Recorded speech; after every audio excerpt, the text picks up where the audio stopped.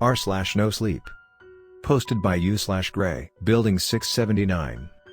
I appear to have lost my memory. There's a set of strange instructions telling me what to do. There's a note on the nightstand when I wake up. I recognize the stationery, it's Benetton, and bespoke with our family insignia in the upper left corner. The words fuzzy. I find my glasses, squinting to read my own writing printed below. Dear Natalie, you were in an accident not too long ago. As such, your memory has been compromised. I have printed a list of instructions, a sort of playbook for the day of tasks you must complete before the day's end. Please follow the instructions precisely. My heart sinks. I can't recollect an accident, but I notice a long scar running down my arm, that I don't remember receiving. Strange. Step 1, get dressed, and go downstairs, eat a hearty breakfast. You will need your energy. I do just that. Choosing a light blue summer dress, I'm already feeling hot and it's the only morning, meaning today is going to be a scorcher. I feel sluggish, a bit tired, I must not have slept well. Regardless, I go downstairs to the kitchen and make myself a pot of tea and toast. On the fridge, I see photos of myself, and my husband Seymour. Where is Seymour? Did something happen to him? My eyes dart to the note, and as if on cue, I read in the next paragraph. Seymour is fine. I breathe a sigh of relief.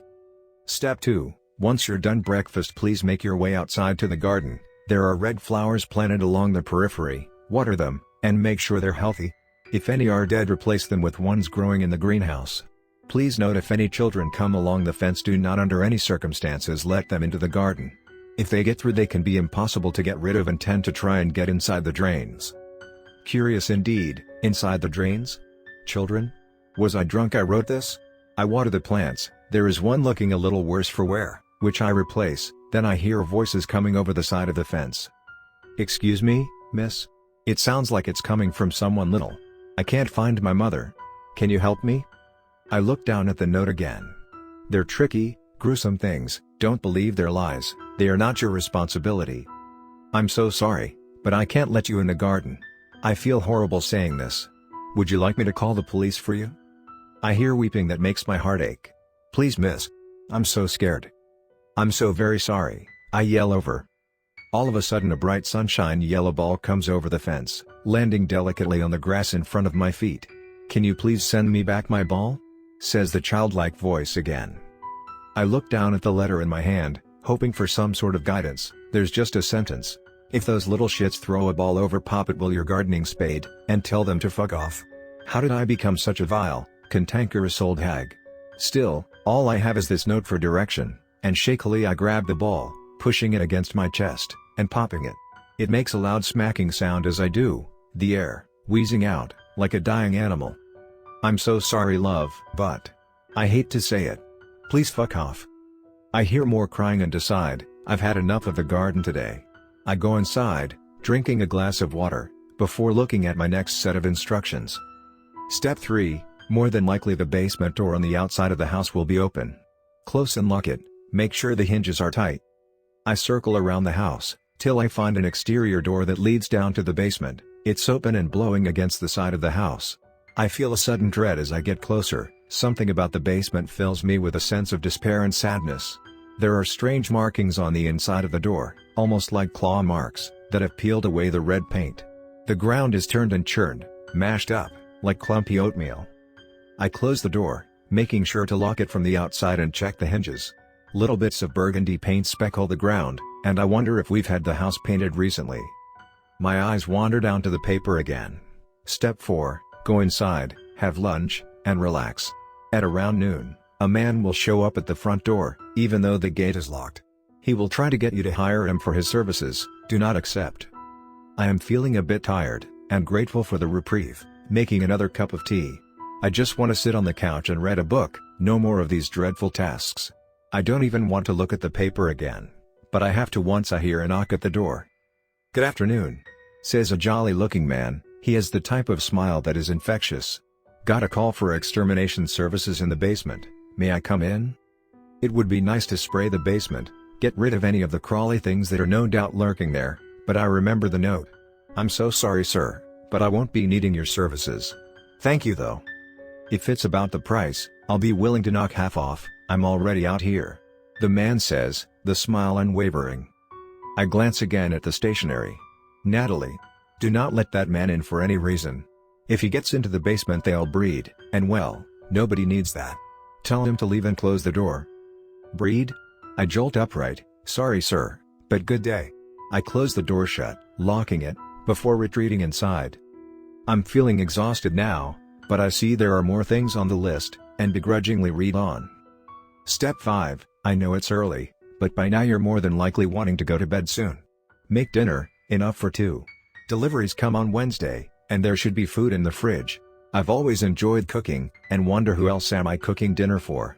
Checking the fridge, I find a nice piece of salmon, and place it on a baking sheet with some herbs, chopping up a side salad. When it's finished, I feel proud of my work, and take a step back, feeling my mouth begin to water. Step 6, place one portion on a plate, and leave to the side. Eat the other portion. I do just that, enjoying the meal immensely. My eyes are beginning to droop, even though it's only 4 p.m., and I wonder how many more tasks I must accomplish. Step 7, take a shower, get ready for bed.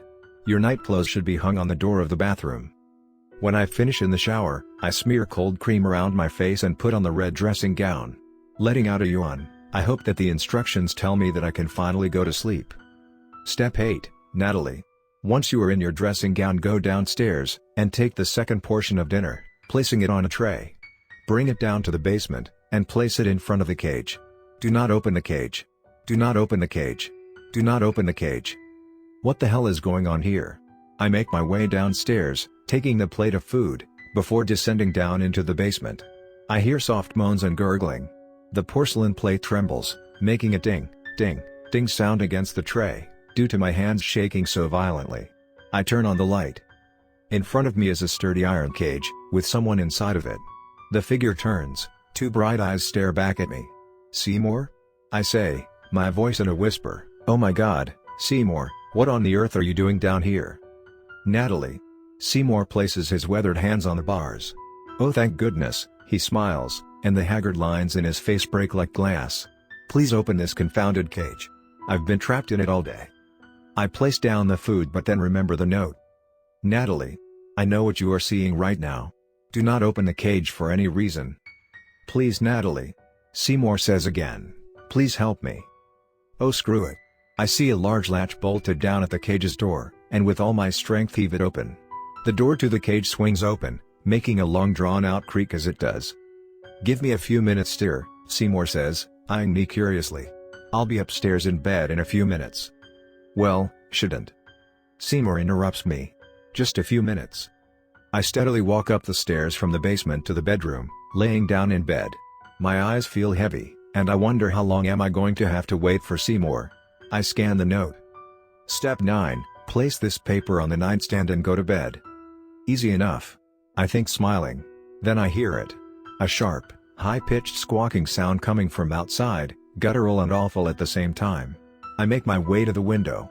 In the early evening light, I see Seymour, emerging from the basement door, making his way into the garden. Something is different about him though. He's hunched over, walking on all fours. His head bent, the jaw unhinged, revealing loathsome sharp teeth. Deep circular eyes, that look like never-ending holes now stare back at me. I gasp. My eyes catch something in the corner of the window, and I have to put on my glasses again. It's my Benetton stationery. Stupid cow. Well, if you're here, it means you must have let him out again. Don't worry, he'll come back before morning, and the cage locks automatically. Just don't expect to get any sleep tonight. He'll be hungry, and the screams will keep you up. There's a sound just past the garden gate, outside, obscured from view. I hear a yell, and then a sickening crunch. I certainly hope it's not the children.